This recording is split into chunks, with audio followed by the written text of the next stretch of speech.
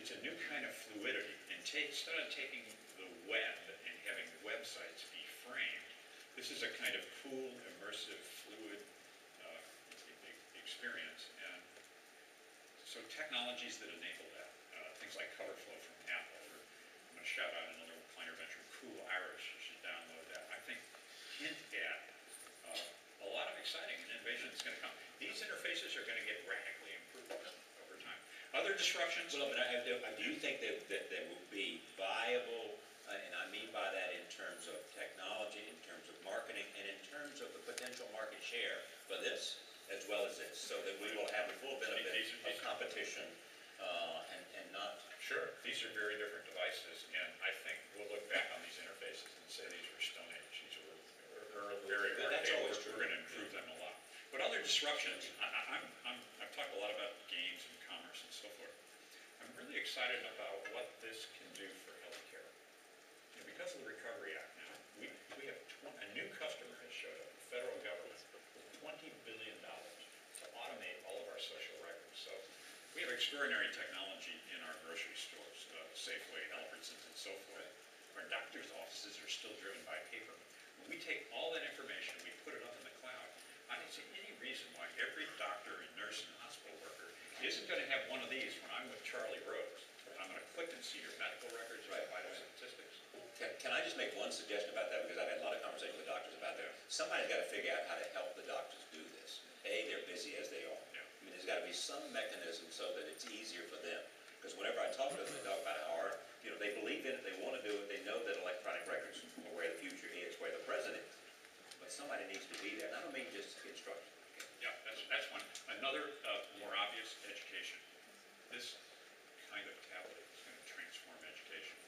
We're going to get beyond the heavy, expensive, lobbying, state-dictated textbooks to where instruction and interaction is going to be rich, multimedia, it's going to be modular, it'll be tailored for students, it'll be put together by faculty, and its marginal cost is going to be zero.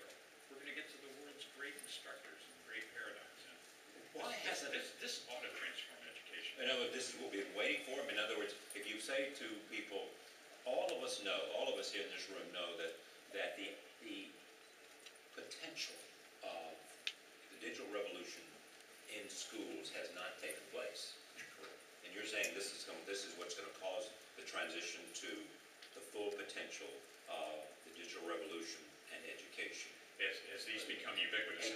Whatever it makes it. How do you teach a class and half the kids have the internet and half don't? Right. Tell me about that. Okay. Let me come to Silicon Valley, where you come from and where lots of these people connect. Russia wants to create a Silicon Valley. China wants to create a Silicon Valley. I spoke to one of the leaders of the Russian Silicon Valley after he came out of CC. Right, I'm sure. That's where I stopped if I want to create Silicon Valley. He said, you know what? I don't think it's going to work. Because? That's what he said. I know you, but why did he say that? It's hard. Look, smart people are everywhere. You can create and anchor it on a university. I actually think they will succeed, but it's going to be very hard. Okay, we're out of time here, but these two questions of which the big in general and sort of, what excites you about the future is all the things you've laid out.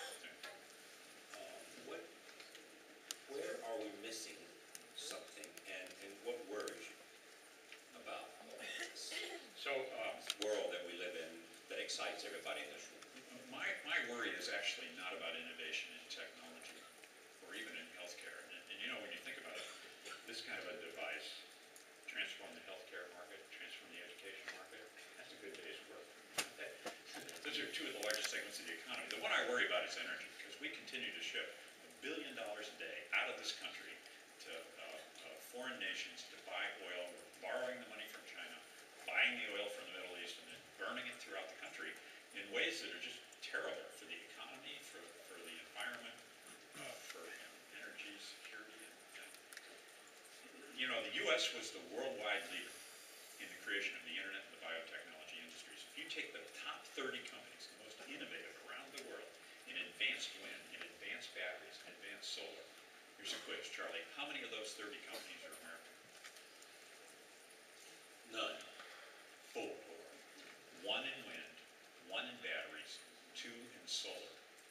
If that was the case in the internet, it would be the equivalent of Microsoft, Apple, Google, Facebook, all being companies outside the United States. They'd be in Europe, or they'd be in Asia, and only Amazon would be public. So, only Amazon, would be America. So, we have got to get in this race and get in this game. Otherwise, we're going to be buying our energy future from the rest of the world. I want to bring this really quick. That worries me. I know it does, and you've been on the forefront, on the cutting edge, both in California and in terms of the debate about this. I want to come back to venture capital, your business, and I'm way over. Michael says way over.